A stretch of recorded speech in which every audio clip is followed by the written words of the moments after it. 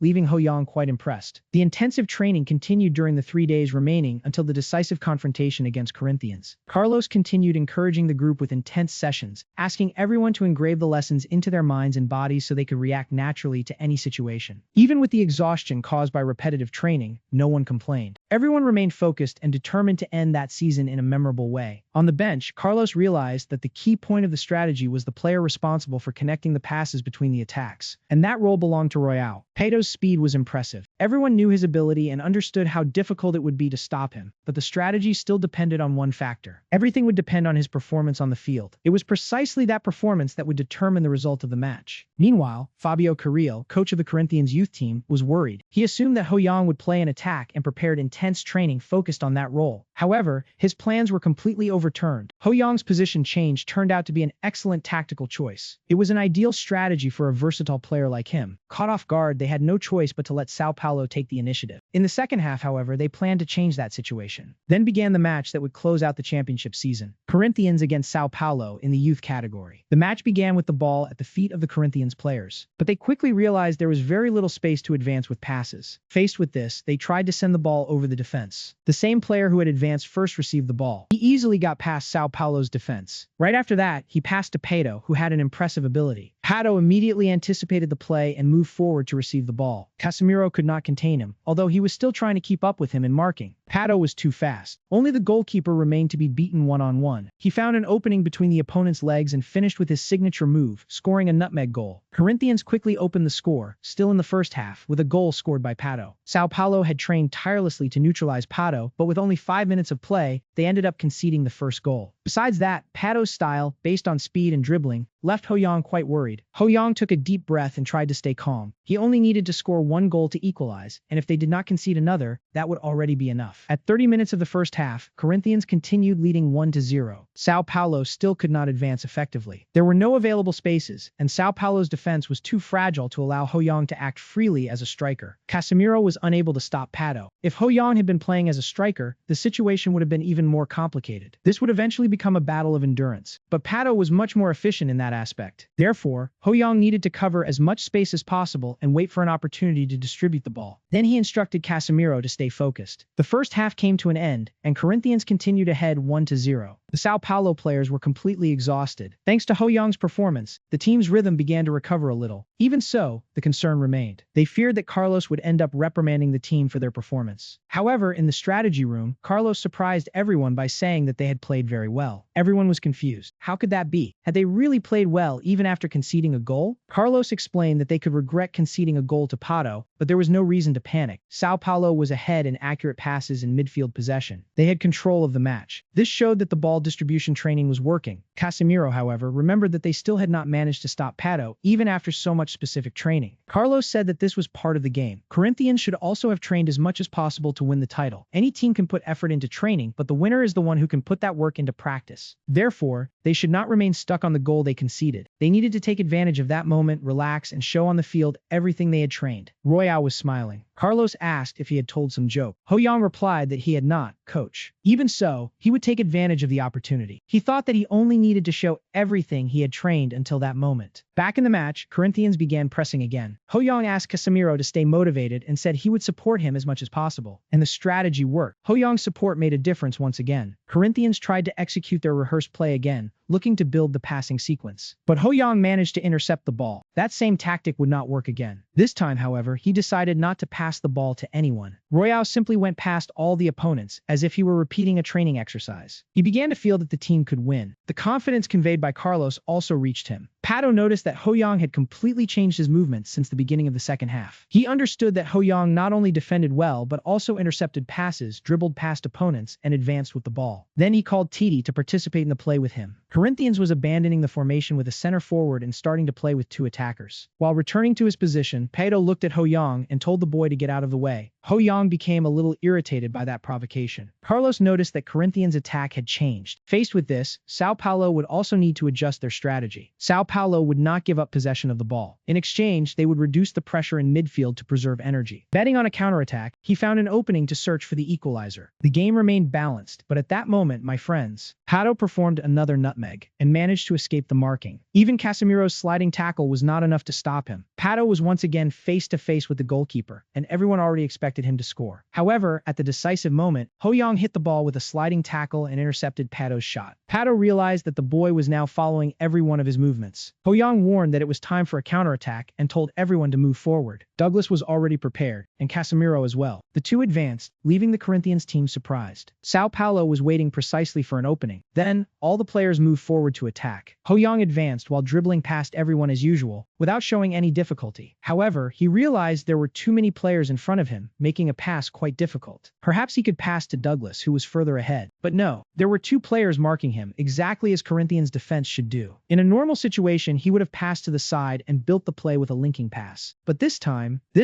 he decided to do exactly like Pato, performing a nutmeg and making a forward pass. Then, he moved forward to recover the ball further ahead. Before even entering the penalty area, Ho-Yang was already confident. After all, he had been training a lot on medium-range shots at the training ground. He performed a movement of exactly 6 steps, identical to what he had practiced. The feeling was also the same. His muscle memory responded perfectly. Then, he shot from there and scored an incredible goal. Finally, Sao Paulo managed to equalize. From that point on, the match became even more intense. Near the end of the second half, Pato was in a great hurry and quickly launched a counterattack attempt. He got past Sao Paulo's defense and was in an excellent position to score. It was a golden opportunity. But Casemiro threw himself at Pato and managed to stop the shot. The play prevented the goal, but caused Casemiro to receive a red card. Pato realized that the boy was willing even to be sent off to protect the team. The players were determined to mark him at any cost, even risking a sending off. But the same applied to their opponents. Pato and the other players began marking Ho-Yang with even greater intensity. It was already the 33rd minute of the second half, and there was no more room to retreat. If that next attack failed, everything would be over. They executed set passes, and Douglas and Ho-Yang were already near the penalty area. Ho-Yang attempted a medium-range shot, but the ball ended up hitting the crossbar. However, Carlos shouted that the play was not over yet. Douglas was in the right place and took advantage of the rebound to score the comeback goal. After an extremely balanced match, the second half came to an end. Sao Paulo won 2-1 and claimed victory. After that, the players lifted the trophy. Ho-Yang could barely believe that he had actually won the championship. Who could have imagined that an Asian boy studying abroad would come this far? After everything he had faced, so many hours of training, and the obstacles he had overcome, he decided to enjoy that moment. That achievement was only the beginning of his journey. Later, at the Sao Paulo Youth Football Federation, a meeting would begin to decide the golden ball of the Under-13 League and choose the top scorer of the youth competition. One of the members already argued that Ho-Yang deserved the award. Even though he was Asian, he still had great growth potential, and the trophy could serve as excellent motivation. Others agreed and highlighted that he had had an excellent season. Another member commented that, in the first division, an Asian player was competing for the title, while in the second division, the boy born in 1992 had already scored 40 goals. Then another asked if he was talking about Neymar. The answer was that the boy had been taken to Santos. Everyone was eager to follow the next first division season. The next day, the award ceremony arrived. The top scorer award went to Alexander Pato, but the title of best player, overall, it went to Ho-Yang. He received the golden ball. Besides the trophy, trophy, he also received a cash prize of approximately 3 million won. Even so, the true reward for Ho-young was the opportunity to copy Pato's talents. With that, he improved his football prodigy talent, transforming it into an A-ranked football genius talent. When he returned to the house where he was staying as an exchange student, he thought that he had finally managed to obtain that football genius trait that was essential for his growth. He feared that raising football prodigy to B+2 would eventually no longer make sense, but now that no longer mattered. It was then that he realized Pato's football genius had absorbed the football prodigy he possessed, transforming it into a higher-ranked talent. Pato's talent was already extremely high, and now, thanks to his efforts, Ho-young would not have worked in vain. The problem was that he would need to wait 30 days to acquire another talent. Even so, he knew he was getting closer and closer to making his professional debut. The world record for the youngest player to debut belonged to the Argentine Ro, who had debuted in 2016. However, Ho-young wanted to make his debut even earlier. To do that, he needed to reach at least the minimum conditions. The preseason would be even more intense than a regular season. And then Saturday, November 8, 2003 arrived. Ho-young was in Korea to visit his parents, and the club had offered him a free plane ticket as recognition for his contribution to the team. Since he had performed well and directly helped the team win, he ended up receiving this benefit as a reward for his performance. Finally, he was able to reunite with his parents and his little brother after being away from home for so long. Ho-young realized that he had grown, just like his younger brother. He was already even. Ho-young was very happy to hear that his brother wanted to spend more time with him, so he promised that when that happened, he would be playing for a famous team. He said that when his little brother entered elementary school, big brother Royale would already be playing for a major team. That way, he could proudly tell his friends about it. His mother also said she was proud of him because she knew how hard Ho-young had worked to get this far. Of course, that reunion was very emotional for everyone. At home, surrounded by his family, Ho-young had one of the best days of his life. Finally, he could eat as much of his mother's cooking as he wanted, something he had missed greatly. He took the opportunity to rest at home and spend time playing with his younger brother. As soon as he arrived at the airport, however, he had already received a request to give an interview. Meanwhile, his fan club had grown from only 1,000 members to around 20,000. Ho-young realized that many people were truly supporting and encouraging his career. Apparently, the person currently driving the community the most was a man who had once been something like a king among the fans. Suddenly, his family appeared asking what was inside that backpack. It seemed far too heavy. Ho-young joked, saying he was carrying a bunch of drugs. But it was only a joke. Inside were his trophy, the prize, the travel authorization, the performance bonus, and the incentive bonus. In total, it was 5 million won. That was the gift he had brought home. His parents thanked him greatly. They were so happy that they probably would not even be able to sleep that night, perhaps more because of their son's kindness than the money. The next morning, his mother woke him up very early and asked if he had already talked with the coach. Ho-young quickly got up because he had completely forgotten about that appointment. After telling his family about his championship victory, he also called Shabun Khan, who said he had something important to discuss when Ho-young returned. Ho-young went to meet the coach accompanied by his father. Shabun Khan was already paying for a meal to celebrate the victory and, after talking with his father, was ready to tell Ho-young the news. He wanted to send Ho-young to the Dream Tree Expedition, an international Dream UFC project aimed at promising players under 13, gathered into a small elite group to compete in youth tournaments. Ho-young asked if there really would be no problem joining the group so suddenly. Shabun Khan explained that, in fact, the coach had already reserved a spot for him. Royale accepted immediately. It was a good opportunity, especially because there were not many activities during the rest season. Even so, he asked if they would only play matches. Shabun Khan explained that they would not. They would also train and watch other matches, observing very promising players. Ho-young became excited. He would have the chance to meet incredible players and naturally could try to copy their talents. Then Ho-young asked who the first opponent would be. He wanted to learn more details about the trip. The expedition would take place in Germany, a country that had a special connection with coach Shabun Khan and was considered a true paradise for young football talents. December 18th, the Dream Tree expedition departed from the airport. During the 30-day trip, they would play 2 friendly matches before participating in youth tournaments across 4 continents. A total of 14 participants were part of that expedition. Ho-young was the only player who had already played abroad, so he was surrounded by questions from reporters both on the plane and at the airport. After 11 hours of travel, they finally arrived in Frankfurt, Germany. Ho-young immediately noticed that the weather was much colder than in Korea. He was also impressed by the quality of the training equipment. It seemed like they were preparing true football monsters there. After Brazil, he had imagined visiting England or Spain, but realized that Germany was not a bad choice either. After all, there were many famous German players. Ho-young remembered several of them, and he immediately thought it would be amazing if he had the chance to meet at least one of them. At that moment, however, a ball hit his head. The coach immediately asked everyone to pay attention and stay focused. Ho-young recognized that voice. The coach was Chaduri, which meant another opportunity to acquire a very valuable talent. Both Ho-young and Chaduri were impressed when they realized how much the other had improved since their last meeting. Ho-young knew that Chaduri was now part of a prestigious La Liga club, staying and competing competing in such a demanding competition was certainly not easy. Chaudhary said that Ho-young had grown so much that he could barely recognize him. Then he asked if he had really gone to Brazil, saying it was impressive. Royale replied that he had only been able to come this far because he trained hard with him, especially after acquiring Chaudhary's talent. Thanks to that encounter, Royale managed to join Sao Paulo and even win the championship trophy. He considered that much of his journey had begun there. Chaudhary even felt embarrassed after hearing that. Ho-young noticed that some of Dury's talents had improved since the last time. Besides that, he possessed new talents such as quick burst, while Ho-young already had quick legs rank A, strong physique B+,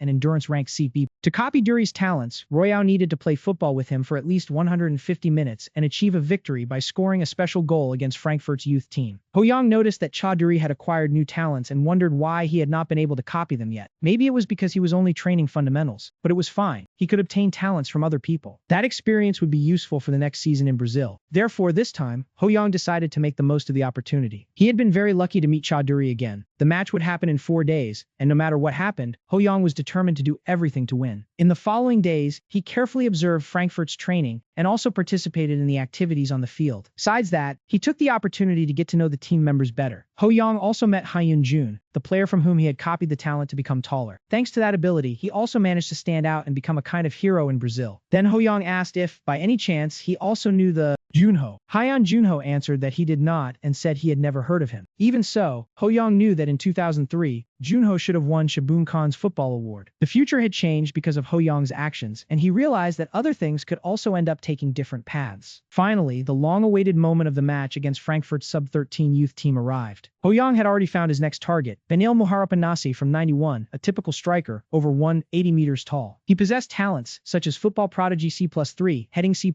and quick leg C+2. Ho-young realized it had been a long time since he had found such a different talent. If he mastered heading, he would also have an advantage in aerial battles. Therefore, he decided to win that match convincingly to copy the talent. Chaudhary, Shabun Khan, was watching the match that day. Chaudhary commented that Ho-young had improved so much that he could barely recognize him. Shabun Khan agreed, saying that he had also been like that when he was young. That was perhaps the greatest form of praise Shabun Khan could offer someone. Royale's movements were much faster at that moment. His shots were also sharp and precise. At that moment, he had already scored the first goal against the Frankfurt team. Besides fulfilling the first condition to copy Benil's talent, which was scoring a goal, Ho-young also raised his shooting and medium-range talents to C+3. From there, the real game finally began. The people on the bench commented that he was playing very well. Chaudhary told his father that Korea's future seemed bright and asked when that boy would be called up to the national team. If it were Ho-young, he would certainly break the record for the youngest player. Shabun Khan replied that no one could know what the future held, but Dury insisted, asking if he did not at least have that feeling. Shabun Khan replied that even Pelé, the king of football, could not predict the future. Even so, he admitted that he had a good feeling about that boy. A lazy genius would get nowhere. Ho-young, however, had maintained constant growth until that point. Later, Royale scored the second goal of the match, only 10 minutes after the game started. Ho-young realized that his dribbling had become much better, and that the accuracy of his medium-range shots had also improved. Putting these abilities into practice during a real match seemed to contribute more to his growth than simply training alone. If he continued playing well, perhaps he could raise this talent to rank B before the end of the season. In the second half, Frankfurt tried to move forward since they were behind on the scoreboard. Frankfurt's coach realized that the only option left was to rely on counterattacks because Ho-young was conserving energy at that moment. Ho-young thought there was no reason to spend so much energy in a friendly match. He preferred to save his strength and prepare for the next commitment. After some time, his team recovered the ball and he received an excellent pass. Since he possessed the talents, rhythmic flexibility, and steps acquired previously from Lombran, he was ready to advance. Ho-young managed to get past his opponents without much difficulty. The defense even tried to react well, but they could not contain him. He used a good feint and took advantage of the space to continue moving forward. The previous year, he had felt powerless against Germany when he ended up losing that match. The opponent was different now, but overcoming a German team gave him a certain taste of revenge. Ho-young felt that he had improved greatly in just 1 year. None of this happened suddenly. It took many training sessions to perfect his balance, dribbling, and also the accuracy of his shots. Upon reaching the penalty area, he completed the hat trick, leaving the goalkeeper unable to react. The players from both teams were impressed. After all, that boy had trained in Brazil and was displaying a different style of football. Hyun-jun explained that Ho-young was not only naturally talented, he had also worked very hard to reach that level. Besides that, Ho-young had grown a lot. It was becoming increasingly difficult to keep up with that player. During the match, PNL managed to score for Frankfurt. Shortly after, the final whistle sounded, and Ho-young and his team won 4-1. If it was necessary to choose the best player of the match, Ho-young would certainly be the favorite. But that was not what mattered most to him because there were much more valuable valuable rewards. Of course, he had managed to copy the heading talent. With that, he thought about what he could do from that point onward. Now, Ho-Yang possessed a total of 16 talents, and for him, the more abilities he could gather, the better. First, he needed to gather the talents of the young German players. One day, he intended to copy every talent that existed in that world. Later, he arrived in Bavaria, in southern Germany. Ho-Yang was enjoying the local food and winning several hot dogs. He really liked sausages. After leaving only their luggage in the Munich training camp dormitory, they used their free time to explore the city before the next commitment. Meanwhile, the mothers who personally accompanied the other boys continued filling Royale with sausages. He even ate around 10 hot dogs, accompanied by juice. The mothers did that also to get closer to the boy who, to them, would certainly become famous in the future. Ho-Yang thought that place truly was the land of sausages. Only then did he begin to feel that he was really in Germany. He heard that the city was called the Toy City, and it really seemed to preserve the appearance of an old city. After finishing the meal, the group commented that they would visit a museum. However, Ho-Yang said he would return to the dormitory first. He needed to talk with Chab. Meanwhile, there was also a training center in that same city. Gabriel Batistuta was telling his friend that someone would appear. It was Chabun Khan, his great idol. Bastian, Gabriel's friend, asked if he was really that good. Gabriel replied that Chabun Khan was a legend. After all, how could someone not know him? He had grown up watching his idol's matches. In fact, Gabriel ran out because he had an appointment with Chabun Khan. Bastian immediately realized that he was truly a huge fan. Gabriel ran to the agreed location, which was in the dormitory building. Upon arriving, he realized that there was someone else waiting for Chabun Khan. It was a boy. When Royale turned around, he came face to face with Batistuta. He realized that the star everyone knew was standing right in front of him. Before anything else, he decided to check his talents. And my friends, that guy was simply incredible. Midfield Commander, rank T, something he did not even understand. Commander Versatility, unique rank, unmatched heading S, high jump A+, ambidexterity A+, physical strength A+,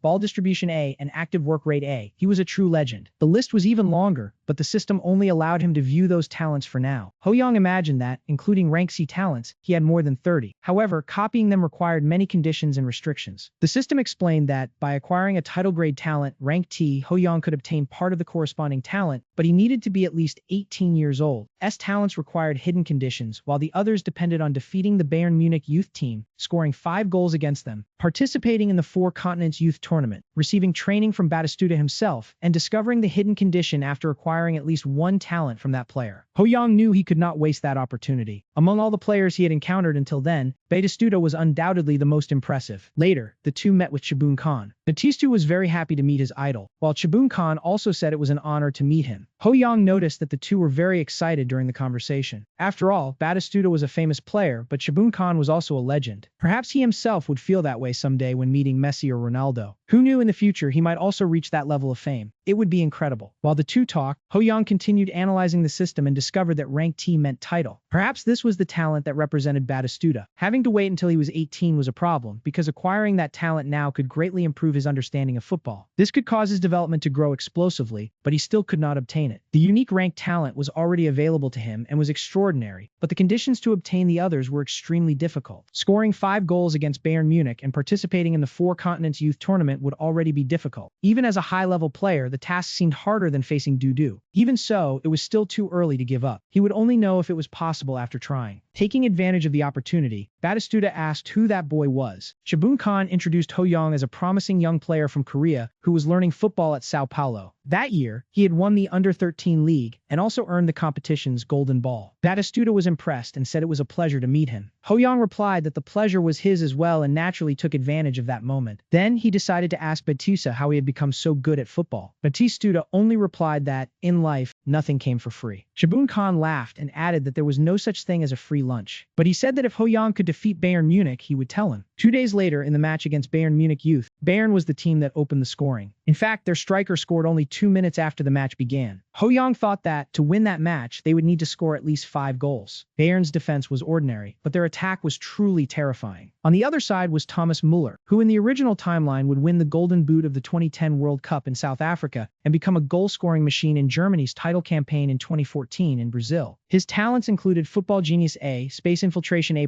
Solid Fundamentals A, Game Intelligence B+3, and Stable Finishing Ability B+2. To copy these talents, Ho-Yang needed to defeat Bayern Munich Youth, score more goals than Thomas Müller, and still achieve a hat-trick. Müller had an excellent physique for someone who was 1.65 meters tall, solid fundamentals, and great intelligence on the field. His off-ball movement was especially impressive. Ho-Yang realized that this could be an opportunity to achieve 2 goals at once, obtaining the talents of 2 great players. His first first attempt at finishing was saved by the goalkeeper. In the next attempt, he was already surrounded by several players, and once again the ball struck the crossbar. Ho-young could not concentrate properly. Perhaps he was being influenced too much by Muller's performance. Meanwhile, Muller continued scoring goals. The result ended up being a crushing defeat. Ho-young's team lost 5-0. It was the first time he had suffered such a complete defeat in a duel between attackers. He did not even know when he would have another chance to face Bayern Munich. Losing the opportunity to obtain those talents was extremely frustrating. Later, he became discouraged, barely ate, and when asked, only said he was already full. His teammates immediately noticed that he was not doing well. The coaching staff also tried to reassure him, saying everything was fine and that it simply had not been his day. Lost in his thoughts, Ho-young even ended up hitting his head against the hallway wall. He began wondering why he had performed so poorly. That was when Han-jun approached and informed him that the coach was looking for him. Ho-young heard that the coach would present the schedule for the Four Continents tournament. Still discouraged, Ho-young went there. After all, he needed to attend. In the room, everyone discovered who their next opponent would be. It was precisely Bayern Munich. Everyone became excited about the chance for revenge. Hearing that, Ho-young realized this could be his last opportunity. If he could score 4 goals in that match, he could copy Thomas Muller's talents. The next morning, very early, the team held a special training session starting with the fundamentals: corners, free kicks, and penalties. The focus of that session was set-piece training. One of the coaches commented that Ho-young truly stood out, had solid fundamentals, and was also very dedicated. Chabun Khan, however, noticed that Ho-young was still discouraged. Then he directly asked what was happening. He seemed troubled, as if things in football were not going well. Ho-young replied that he was a little overwhelmed, sir. His body was not responding as it should. Chabunka realized what was happening. His feet were getting tangled and were not responding the way he wanted. Royale said that he did not understand why that was happening. But Chabunka knew exactly what the problem was. He was thinking too much. Later, he took Ho-young to watch the match between Bayern Munich and Hamburg. Bayern was already leading 2-0. Chabunkan asked what Ho-young thought. He replied that Bayern was playing very well and there was no doubt that it was an elite team. Even with several talented players, Hamburg was completely dominated by Munich. Besides that, Munich supporters pushed the team forward non-stop. Hamburg seemed trapped by the rhythm of the match and could not execute any of the plays they had prepared. Chabun Khan explained that it was exactly what he had noticed. In football, it was necessary to empty the mind. When anxiety appeared from thinking too much, the body ended up reacting. It was not enough to simply compete, it was necessary to truly play football. Royale realized that he was right and kept watching carefully. He was anxious, thinking that he needed to score more goals than the other player. The pressure of having to score 5 goals was beginning to suffocate him. Chabun Khan concluded that, at that moment, Ho-young only needed to play football. Football was also a battle against anxiety, and the best way to defeat it was to keep playing. But that did not mean he could completely relax just by emptying his mind. It was necessary to keep his heart calm and his head cool. Royale thanked him for the advice, sir. 1 week passed, and the new year arrived accompanied by a heavy snowstorm. Another week later, on Tuesday, January 9, 2004, the opening match of the Four Continents Youth Tournament began. Ho-young took a deep breath, let the cold air fill his lungs, and pushed those thoughts away. With the meditation he had learned from the coach, he could better control his mental state and achieve his best performance. He still had not mastered the technique as well as Chabun Khan, but he was already beginning to see results. During this process, Ho-young became much more confident and excited. The Bayern people, including Thomas Miller, also noticed that Ho-young seemed different compared to the last match. Finally, the confrontation between Bayern Munich and the Dream Tree team would begin. The team started advancing and performed an excellent exchange of passes. They managed to send the ball to Ho-young, showing that the set-piece training was already producing results. He ran forward to receive it, despite being slightly shorter. Therefore, he could be at a disadvantage in aerial duels. But he had the heading talent, and everything depended on timing and direction. The marking tried to push him away, but Ho-young possessed a talent that strengthened his physical ability. He won the duel and headed the ball to Junyun. Junyun, in turn, made another forward pass. Ho-young rushed forward like a true sports car. Without giving the goalkeeper any chance, he sent the ball into the net. All of this happened in less than a minute of the match. The Bayern people commented that it was simply unbelievable. Chabun Khan was proud of Ho-young's performance. He formed a great duo with Han-jun, and the two continued playing in the same way. In the first half, with a 1-goal advantage, they did everything possible to protect the result. Even so, Bayern Munich managed to equalize the score. Ho-young continued advancing like a real wall. The markers could not push him away. To them, it felt like they were trying to move a tree. The people began to think that Ho-young was both a striker and a playmaker at the same time. That seemed absurd. He gave the impression of being a legendary player, almost monstrous on the field. No matter the situation, Ho-young always managed to get his feet on the ball. Miller realized that he could not let him act freely. He needed to pressure him as much as possible, because if they could not stop him, winning would be impossible. Bayern's defense began marking him aggressively, with practically the entire defensive line focusing on Hoyong. Miller, commanding the team, ordered everyone to do their best to neutralize him. Royale began suffering extremely intense marking. The pressure was so great that he ended up falling and suffering an injury. The team became worried, but Hoyong replied that he only felt a little pain. Even so, they managed to win a free kick, creating a rare opportunity. And he himself would. Hyunjun asked if it would not be better to try a rehearsed play considering his situation. But Hoyong did not care. He prepared to shoot directly at the goal, even from outside the box. He was determined. There were 24 meters between his position and the goal. Normally, he would try a rehearsed play, but with the box crowded, the team would suffer heavy pressure. Therefore, his Dream Tree teammates would have little chance of reaching the ball. Because of that, Hoyong preferred to risk a direct shot. Besides that, the goalkeeper was very good against medium-range shots. Bayern would certainly be alert. However, after that humiliating defeat, Hoyong had learned to aim precisely at the opponent's strength. Fer Lindemann was the goalkeeper of Bayern Munich's under-13 team. His strengths were positioning on the line, helped by his height, security in aerial balls, and especially defense against medium-range shots. Fer himself thought that Hoyong was better than the others, but he did not see anything extraordinary in him. The path seemed simple. Since he had already hit the crossbar several times, a rehearsed play would be safer, but if he shot directly, he would not make the. Fer prepared himself and noticed Hoyong approaching the ball. He imagined that he would probably make a cross, but Hoyong, in fact, he shot directly at the goal. Fer was not prepared for that decision. The ball simply went through. Hoyong struck the ball with the instep, an effective technique for long-range shots, allowing him to finish without needing to take many steps before contact. This technique could reduce accuracy and even cause discomfort in the foot, but Hoyong's strong physique compensated well for this risk. Hongyan managed to deceive the opponent and win the psychological battle, securing another goal. They were leading 2-1, and Hoyong thought he could increase the advantage. He only needed to score one more goal. Then he remembered Shabun Khan's words, who had told him not to think about competing, but simply play football. Royale realized that he was enjoying himself. In the end, all he needed to do was keep playing football. Even after being caught off guard and allowing Munich to score again, the team did not lose focus and continued searching for the result. The Dream Tree placed great hopes in Hoyong, who once again found space to appear through a prepared play. He took advantage of the opportunity and headed the ball into the goal. It was Hoyong's third goal of the match, showing his quality as a striker once again. If they could maintain that pace, they had a good chance of winning. Hoyong knew that and continued believing in the result. But Munich reacted immediately and advanced without hesitation, searching for the equalizer. Then, with a beautiful nutmeg, Thomas Miller created space for the play. Miller scored another goal and made everything equal, 3-3. With the draw, the match would have to go into extra time. The players from both teams were already completely exhausted after spending so much time on the field. Royale also felt the weight of fatigue and could no longer run with the same ease. He took a deep breath and focused on the field. He only needed to find the strength to continue a little longer. After holding on for a few more minutes, they advanced and gained another 5 minutes to decide the match. Hoyong asked everyone to stay focused on defense. Meanwhile, he would be responsible for searching for the result in attack. Shabun Khan realized the team's stamina was at its limit and attacking at that moment would be risky. But that was exactly what Munich wanted, forcing Hoyong and his teammates to retreat. After a long battle, the Dream Tree team managed to endure and took the match to a penalty shootout. Before the first penalty for the Dream Tree, Munich's first player had already converted his shot. Hyun-jun was chosen as the team's first penalty taker. He was confident that he could also score, and he successfully converted the penalty. The goalkeeper could not reach it in time. Munich scored another penalty, and the Dream Tree responded by doing the same. The contest remained balanced, with the score reaching 3-3 in penalties and 4-4 in the overall shootout. However, Bayern Munich's fifth penalty taker missed the shot. That was the Dream Tree's great opportunity. The final penalty taker would be Hoyong himself. He took another deep breath, knowing that if he converted the shot, the team would win. He remained focused and calm, thinking only about that decisive moment. There was no room for any distraction. Hoyong only needed to make that shot, so he stepped up for the penalty. The ball went in with such force that it almost seemed to hit the back of the net. In the end, they really managed to defeat Bayern Munich. After celebrating the victory, Hoyong finally fell to the ground, completely exhausted. The one who helped him get up was none other than Thomas Miller. After that match, the two began respecting each other even more. The confrontation ended balanced in the record, as each team had won one match. They might not have another chance to face each other, but Hoyong hoped it would happen. Royale really wanted to meet them again. Even so, there was something bothering him. He had scored only 4 goals. If he had scored one more, he would have fulfilled the condition to copy the talent. Even so, there was no reason to complain, as he managed to acquire one of the player's talents. Having solid fundamentals rank A would have been great, but Hoyong obtained spatial infiltration rank A+.